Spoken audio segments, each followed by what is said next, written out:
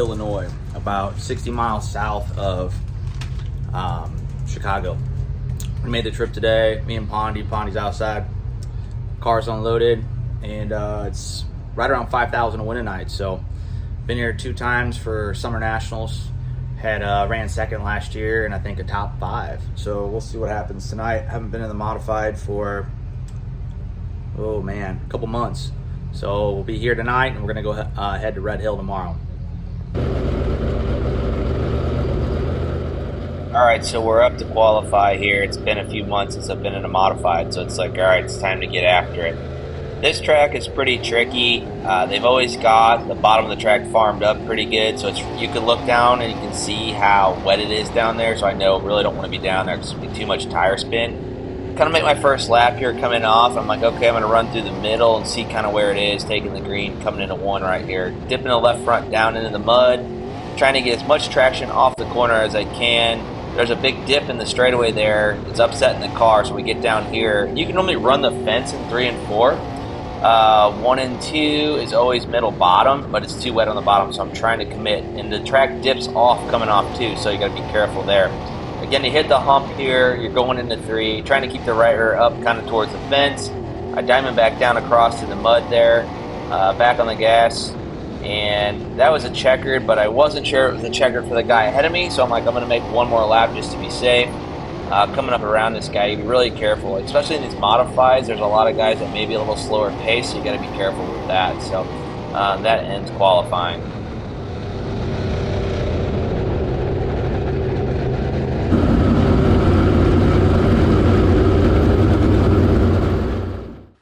All right, so we're front row outside of the heat race. We ended up qualifying P4 in our group. Not as good as I would have liked, but like I said, it's been a bit of time since I've been in these cars. So, all right, we're getting ready to take the green. Dylan's on the inside. I'm trying to kind of get the start going here, and we take off. I know at this point I got to get to the bottom. The last 2 heat races ahead of me, everything went top down to the bottom in 2 laps. I'm like, man, if I don't get to the bottom, we're not going to win this race.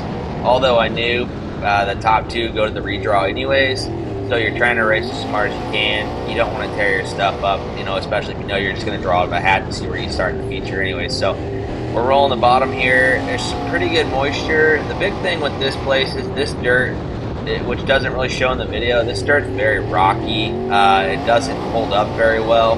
So you got to be careful with your right foot on the pedal, because being too much wheel spin, then you're killing your corner and straightaway speed. So kind of just zooming around here on the bottom, using the brakes as much as I can to keep everything loaded up and turning, and just keeping as much speed as I can and maintaining my position here. So it's kind of cool. Look at the sky, looks pretty cool here too. I just noticed that from the video. So I don't know if it's just from being up north or what, but that's kind of a neat deal. I'm not the biggest fan of this track, but I was pretty happy with the fact that we're out here out front leading this race. It's a 4,500 to win show, pretty big show. So I'm happy with that. I think that, obviously here is a yellow, so we'll kick back here. All right, so back to green here, same deal. The track's still fast on the bottom. You don't want to come up, especially in a situation like this, you don't want to come out of that groove because the guy behind you is going to take it, and everybody's throwing up all the crumbs from this moisture on the bottom up to the middle of the track. So you're going to have no traction up there. It's going to look like there's traction there, but it's all loose dirt. So you want to be careful with that. But anyways, yeah, just rolling the bottom here and pretty much just kind of on chill mode and just going to get to the checkered flag, try to get ourselves in position so we can go to the redraw and go from there.